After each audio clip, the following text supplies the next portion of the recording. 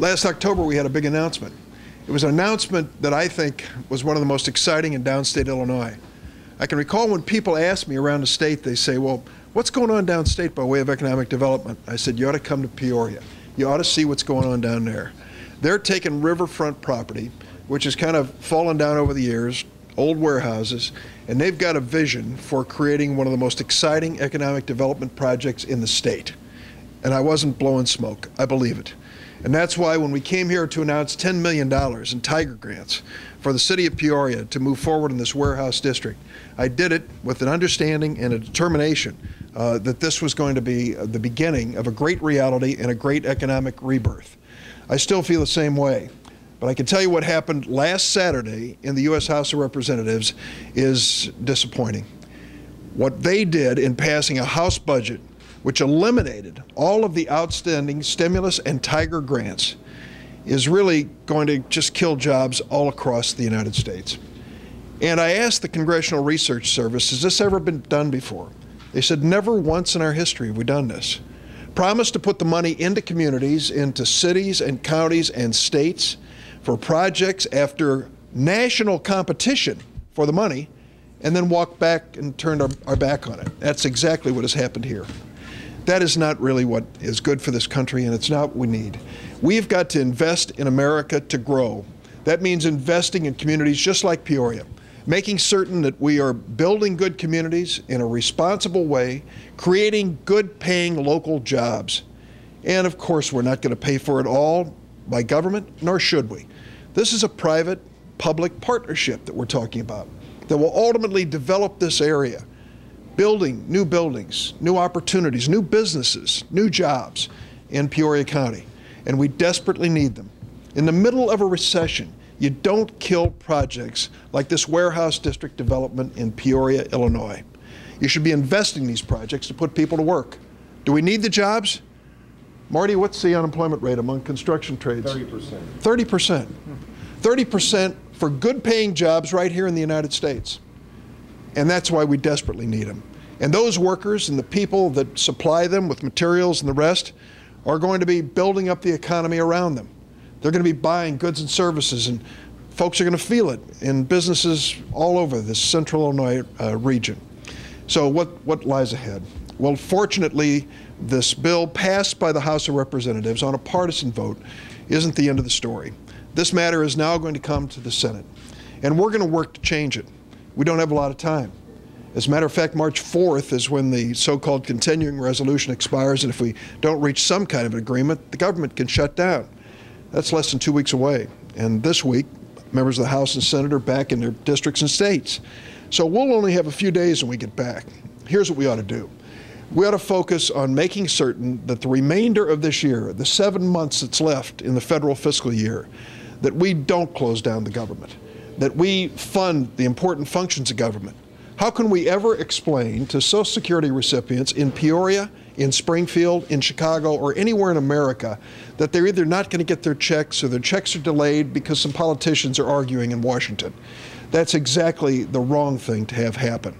So let's not even consider shutting down the government. That shouldn't even be on the table. Secondly, we need to sit down and have an honest conversation between the two political parties about what it takes to turn this country around. I was a member of the Deficit Commission. I voted for it. It's controversial. Some of my Democratic friends still are a little bit upset with me about it.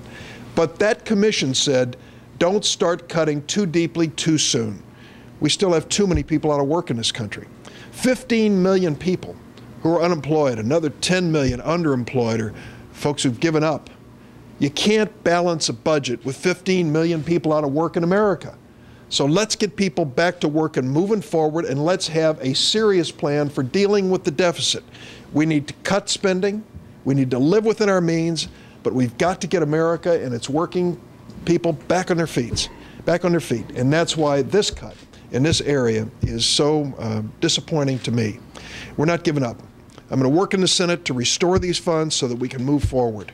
But I can tell you, we need cooperation. We need members of the House of Representatives to come home and listen to the workers, listen to business, listen to labor, and listen to what it takes to put America back to work. I'm afraid what happened last Saturday is not a step in the right direction. but this isn't over. There's more to follow. This Tiger II grant that the Senator worked very hard for us, along with Secretary LaHood, was very important. And that showed a lot of effort on their part to look at a project in Peoria that wasn't just a pie in the sky. The Warehouse District projects have been a vision for the City Council for 5 or 6 years. And this isn't just federal money. It's federal money, it's state money, and it's local money. There are a lot of jobs contingent on this, but if you look at a lot of the information that has been coming out just in the last week or two with census information, this really is going to be a hub for considerable residential and commercial growth. Everything's in place, and it is very important for us to continue on this project, to make sure this project is funded. Over the last 12 months, Illinois has led the Midwest in new job creation. A lot of that can be attributed to the Tiger II, the stimulus, and also to the Capital Bill here in Illinois. Now the funding for those projects are in question, and the recovery of our economy is at risk. It affects the person selling the cars over at the Auto Mall in East Peoria. It affects the grocery clerk up on University. It affects the wait staff at the family restaurant in Creve Coeur. Because when people aren't working, they're not out buying cars, they're not out going to the restaurant, they're not, have the money to buy the extras for their families. We believe strongly that the Peoria Warehouse District project can be the most exciting economic redevelopment project in downstate Illinois. And the funding from Tiger II is critical to making the project happen. In fact, it's the make or break issue if we can move forward with increasing our residential population in downtown Peoria. And if we're a community that wants to grow and we want to increase our population, this is absolutely necessary. Not only is the funding important, but as a community, we've spent the better part of 6 months now working on this program to apply for these funds in good faith and to compete honestly throughout the country. And we're excited and have been moving forward ever since you were here last time to make sure we can get those funds obligated and work begin. So to have this change in condition from the House at this point is very disturbing for us.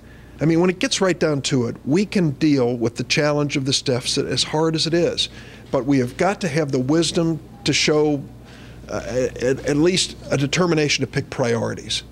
Infrastructure is a priority. This development's a priority. $10 million invested by the federal government here is going to play out in terms of not only creating a lot of good-paying jobs for a long period of time, but completely revitalizing downtown Peoria.